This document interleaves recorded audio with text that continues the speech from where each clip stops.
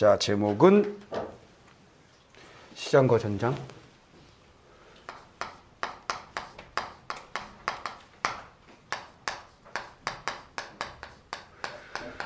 저 시장과 전장의 가지문에 나와 있는 시장과 전장에 대한 설명을 먼저 한번 살짝 보도록 하겠습니다. 가지문의 첫 번째 단락의 후반부에 보시면 시장과 전장은 한국전쟁이 남긴 상흔을 직시하고 똑바로 바라보고 상처의 흔적을 똑바로 바라보고 이에 좌절하지 않으려던 작가의 의지가 이념 간의 갈등에 노출되고 생존을 위해 몸부림치는 인물을 통해 허구화된다, 드러난다 정도로 생각하시면 되겠죠. 허구적으로 드러난다, 소설의 장치로서 드러난다 라고 생각하시면 되겠습니다. 자, 그러니까 어쨌거나 전쟁의 상처가 있는데 좌절하지 않으려는 모습, 좌절하지 않으려는 전쟁의 상처에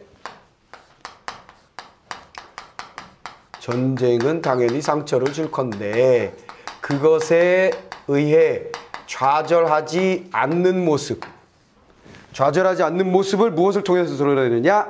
바로 인물들이 이념 간의 갈등에 노출되고 생존을 위해 몸부림친다 그랬죠. 생존을 위해 몸부림치는 거. 생존하기 위해서 엄청 노력하는 모습을 통해서 좌절하지 않은 모습을 보여준다는 얘기죠. 이 소설에서는 전장을 재현하여 전쟁의 폭력을 노출된 개인의 연약함을 강조되고 무고한 희생을 목도한 인물의 내면이 드러남으로써 개인의 존엄이 탐색된다 그랬어요. 오호. 자, 폭력에 노출된 여기에 드러나는 건 개인의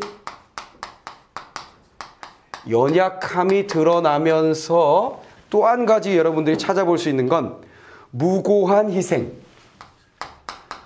죄 없이 당하는 그런 희생에 대하여, 무고한 희생에 대해서 목도한 인물의 내면, 개인의 존엄, 자, 인물의 내면, 요것을 바라보는, 목격한 사람의 내면을 보여준대요. 내면을 보여준대. 그 내면을 통해서 뭘 알게 해주냐면 개인의 존엄.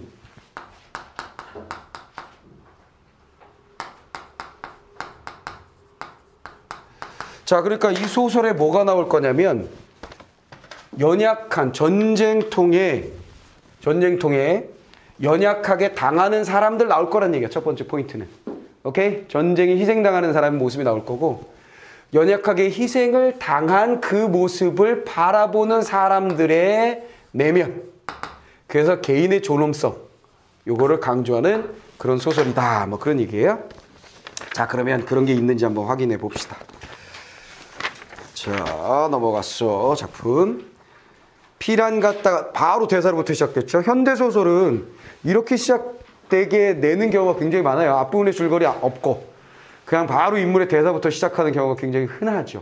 그래서 조금은 참아야 돼. 스토리가 뭔지. 근데 우리가 스토리가 뭔지 힌트를 받았기 때문에, 힌트는 전쟁통에 사람들이 막 희생당하고 그런 스토리예요. 이거 받았기 때문에 그거 가지고 하면 됩니다. 피란 안 갔다고 야단맞지 않을까요? 자, 야단맞지 않을까요? 그럼 누군지 모르겠지만 어떤 인물이 등장을 해서 뭐 하고 있는가? 심리는 구체적으로 말하진 않았지만 걱정이라는 거 그냥 알잖아, 우리가. 뭐뭐 하지 않을까? 그랬으니까. 그러면 그 걱정의 대상이 뭐냐면 갈등 요소가 뭐냐면 피난 안 갔다고. 피란을 안 갔다고 야단 맞지 않을까? 이건 한국사에 대한 약간의 상식이 있으면 빠르게 적응할 수 있긴 해요. 근데 그거는 거 없으면 나는 이거 뭔 소리인지 모르겠어요 하면 그냥 피란 안 간 것 자체가 누군가에게 혼날 만한 약점이 된다라는 거지. 무슨 말이죠? 전쟁이 났는데 피난 안 간 게 무슨 약점이 될까 싶겠지만 어쨌거나 스토리는 그렇게 돼 있는 거야. 대사는 그렇게 돼 있는 거야. 그걸 딱 캐치하면 돼.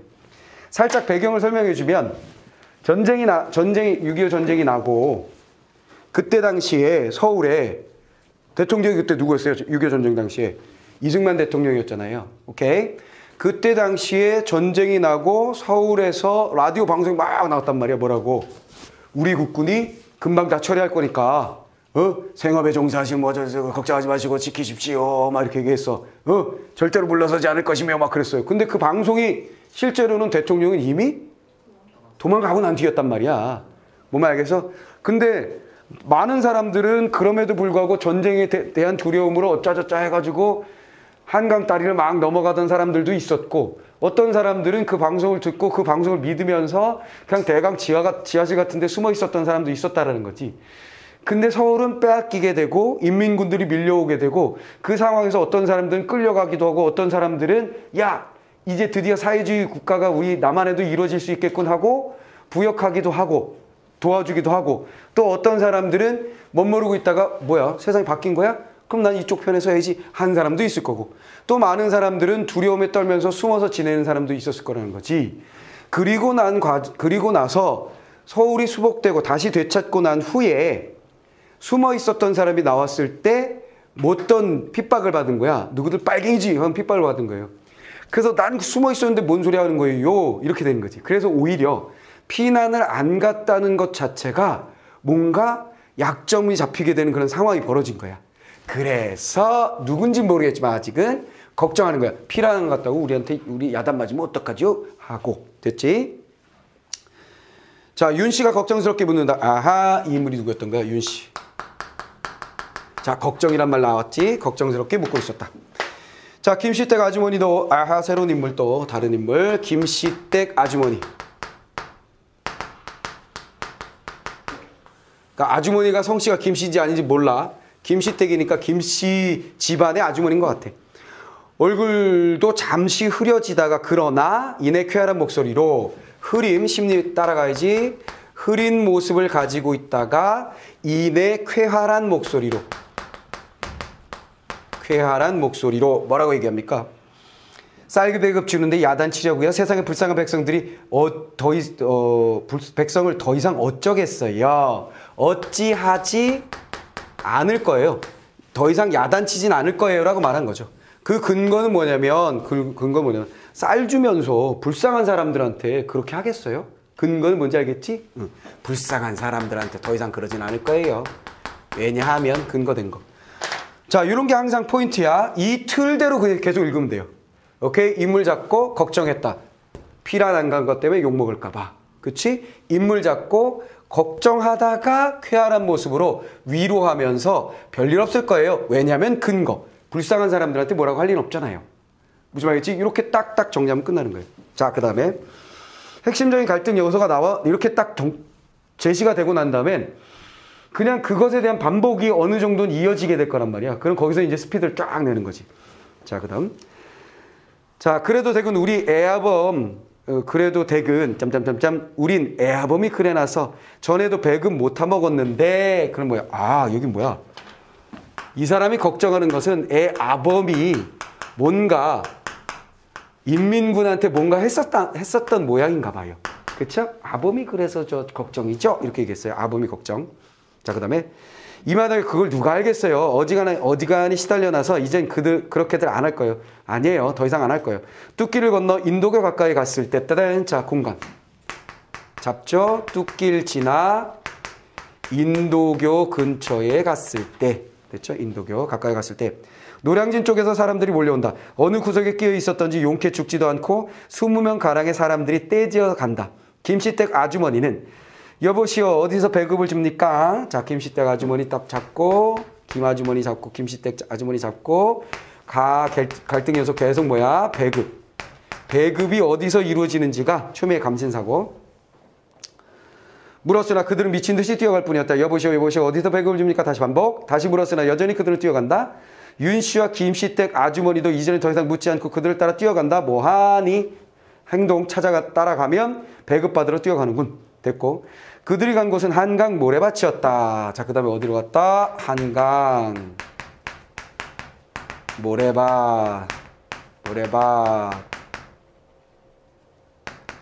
모래밭에 도착. 한강의 모래밭에 도착. 강은 얼음은 아직 풀리지 않았다. 그곳에 여남은 명의 사람들이 몰려 있었다. 사실은 배급이 아니었다. 배급인 줄 알았더니 배급이 아니고 배급이 아니고 밤사이에 중공군과 인민군이 후퇴하면서 뜨등. 자, 여기서 알게 된 거지.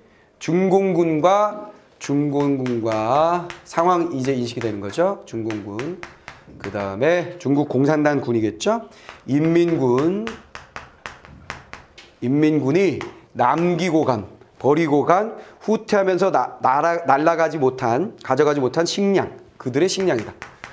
아하, 그렇다면 인민군이 다시 쫓겨간 상황이구나. 요거 캐치, 상황 캐치했고, 사람들은 갈가마기 떼처럼 굵은 글씨, 갈가마기 떼처럼 비유적 표현, 까마귀 떼처럼 가만히를 열었다. 그리고 악을 쓰면서 자루에다가 쌀과 수수를 집어넣는다. 쌀과 수수가 강변에 흩어진다. 사람들은 굶주린 이리떼처럼 또 비유적 표현, 갈가마기 이리떼. 이 갈가마기나 가마기나 이리는 비유적 표현인데 뭘 나타내는 거예요? 당연히 우리가 보기에서 보았었던 그들이 뭐야? 그들이 생존하기 위해서 애쓰는 모습을 그대로 비유적 표현으로 쓴 거겠지. 됐지? 그거 알아냈으면 됐고. 자, 쌀자를 짊어지고 강변을 따라서 급히 도망쳐가는 사나이들, 쌀절에 쌀을 옮겨 넣는 안악들, 필사적이다. 아, 필사적, 또다시 뭐야? 생존을 위해서 노력하는 모습. 그야말로 전쟁이다. 그래서 여기 이건 뭐야? 생존을 위해서 애쓰는 모습이고, 이걸 한마디로 뭐라고 한 거야? 전쟁터가 아닌데 그야말로 이것 또한 전쟁이다라고 얘기하고 있죠. 그래서 시장과 전장터가 구분이 안 된다라는 얘기가 되겠지. 여기 뭐가 있었어? 전선만은 아니다 그랬잖아요. 그렇죠? 그 얘기가 나온 거죠. 전선만은 아니었다. 김씨댁 아주머니 윤씨도 허겁지겁 달려들어서 쌀을 퍼낸다. 그리고 떨리는 손으로 자루를 끝을 여민 귀, 머리에 이고 일어섰다. 그 순간 하늘이 진동하고 땅이 꺼지는 듯한 고함소리, 총성과 함께 윤씨가 푹 쓰러진다. 윤씨는 외마디 소리를 지르며 쌀자루 위에 얼굴을 처박는다. 거무죽죽한 피가 모래밭에 스며든다. 아, 뭐하니 했을 때 뭐야? 윤씨가 어떻게 했던가? 총을 맞았구나로 넘어가게 되는 거죠. 자, 그러면 우리가 어떻게 정리해야 되는지, 첫 번째 장면에서 뭘 정리해야 되는지 알겠지? 윤씨는 피난을 안 갔다고 사람들한테, 특히 남편까지도 뭐뭐뭐 한 것 같아. 추리할 바에 의하면. 오케이. 욕먹을까 걱정했지만 김씨는 그렇지 않을 거라고 위로하고 함께 배급을 받으러 여기 지나갔다. 그리고 여기 도착했다. 그런데 가마귀 때처럼 이리 때처럼 모두 전쟁터처럼 아사리팔이 돼가지고 곡식을 챙기려고 했었다. 그 순간 총알이 날아오고 윤씨가 맞았다. 이렇게 스토리는 정리가 되겠죠. 심리 정리 다 끝났고요. 중략 뒤에 김씨 부인이 애기 엄마, 김씨 부인 또 나오고 김 나오고, 그렇죠? 김 나오고 애기 엄마 소리쳐 부른다. 지영, 또 다른 인물 나왔네. 지영이 나오고 지금 가면 안 돼요. 애기를 어쩌려고 그러는 거예요. 지영은 언덕길 미끄러지듯 달려간다. 뚝길을 넘었다. 강변에 아무도 없었다. 강물도 하늘도 강 건너 서울도 회색빛 속에 쌓여 있었다. 지영은 윤씨를 내려다본다. 윤씨 뭐야? 총 맞았는데? 피 흘리고 있을 텐데 지금. 윤씨를 내려다본다. 윤씨를 내려다본다. 쌀자루를 꼭 껴안고 있다. 쌀자루 껴안고 있다. 뭐야? 생존을 위한 노력. 그렇지. 죽음의 순간에도 껴안고 있는 거. 쌀자루는 피에 젖어 거무죽죽하다. 지영은 윤씨를 안아 일으킨다. 그리고 들쳐 업는다. 그는 한 발 한 발 힘을 주며 걸음을 옮긴다. 윤씨를 얻고 벼랑을 길어 오른다. 굵은 글씨. 애쓰는 거네. 자신의 생존뿐만 아니라 무고한 희생을 목도하고 그의 내면이 어떤 상태야? 그를 살려야 한다라고 노력하고 있는 중이지. 그렇지. 그러니까 뭐야? 아, 전쟁 속에서도 개인의 존엄성을 지키려고 하는 그런 모습 느껴지는 거죠. 자, 휴머니즘이에요. 아무것도 보이지 않았다. 얼마나 오랜 시간이 흘렀는지 뚝길까지 나왔다. 어디야? 여기로부터 빠바바바바바바바바 딱 뚝길까지 나온 거지. 뚝길까지 나왔다. 뚝길에서 저 멀리 과천으로 뻗은 길을 바라본다. 길은 외줄기 멀리 뻗어 있었다. 지영은 집으로 돌아왔다. 이렇게 거슬러서 빠밤 집으로 돌아온 것까지. 됐죠? 지영은 윤씨를 구해서 함께 집으로 돌아왔다. 이런 거죠. 자, 구했는지 근데 아마 사망했겠지. 그치? 느낌상 사망했겠죠? 응, 자, 그런 얘기입니다. 스토리는 아주 단순하고 짧아요. 아주 단순하고 짧아서 핵심적인 뭐 별로 어렵진 않았을 겁니다. 자, 문제 마지막으로 확인해 봅시다. 자, 1번. 다는 실제 했던 전쟁을 다루면서도 그 상흔을 직시하려는 의지에 따라서 허구화가 이루어졌다 그랬어요. 실제 했던 전쟁 맞죠? 나도 마찬가지였고, 상흔을 직시하려는 상처의 흔적을 직시한다. 여기에 죽음까지 나오고 있으니까 상처의 흔적 그대로 드러나는 것으로 볼 수 있겠죠. 그 다음에 어쨌거나 허구 소설이면 틀림이 없죠. 맞습니다. 다. 윤 씨와 지영의 관계에서 나타나는 피해자와 가해자의 대립구도. 뭔 소리야?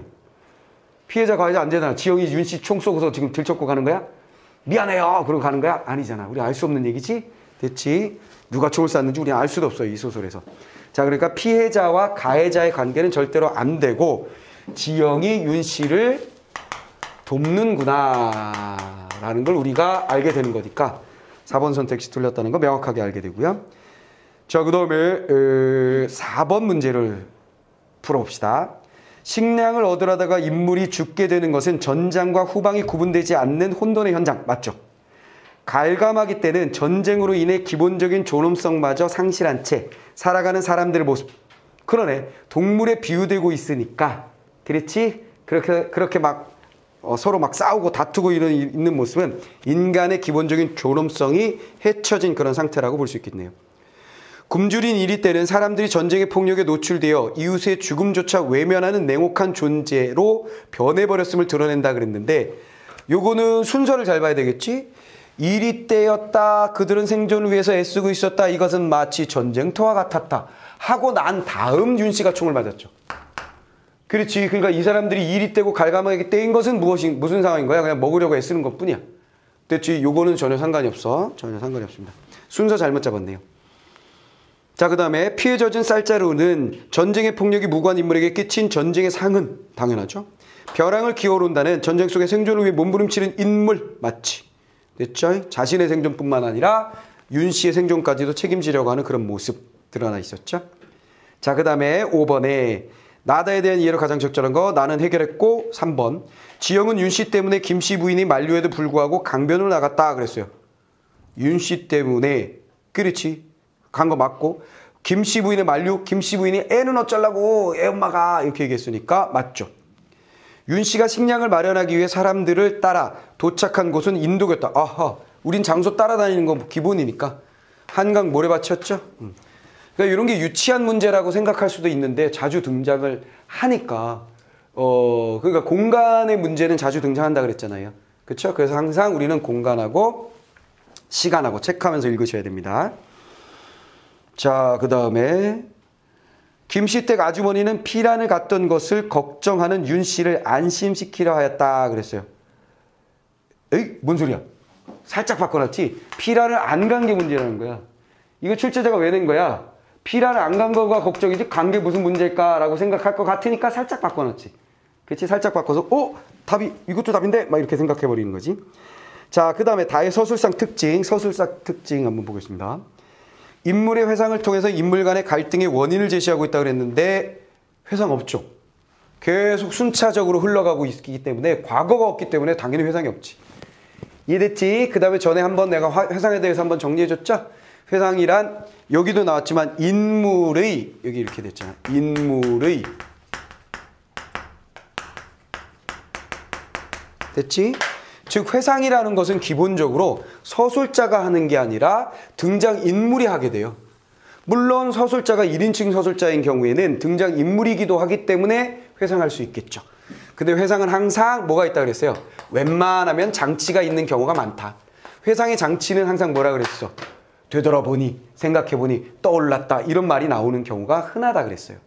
그렇죠? 자, 그 다음에 시간적 배경을 묘사하여 인물의 성격 변화를 암시하고 있다. 시간적 배경이 나와 있을지도 모르겠는데 성격 변화, 누가 성격이 변한 건데? 없죠? 자, 인물의 성격 변화는 없습니다. 야는 걱정하다 먹고 살기 위해서 애쓰고 얘는 위로하다 먹고 살려고 애쓰고 먹고 살려고 애쓰다가 지영은 윤 씨를 도와주고 그러니까 누군가의 성격이 변하거나 심리가 변화되는 상황은 없죠. 자, 살짝 여기는 심리 변화 있긴 하죠, 요거. 그렇지? 살짝. 자기도 걱정했다가 어떤 요 중간에 뭔가 자신만의 논리적인 생각이 있었을 거야. 그치? 그렇지. 이 집안이, 에이, 그래도 이렇게 넘어갔잖아. 쾌활하게 바뀌었잖아요. 자, 그러나, 그걸 가지고 성격 변화라고 이야기하기는 좀 어렵고요. 또 시간 배경을 통해서 드러낸 거 아니고요. 자, 그 다음에 인물의 경험을 관념적으로 서술하여 사건의 원인을 분석하고 있다 그랬는데 요거는 관념적으로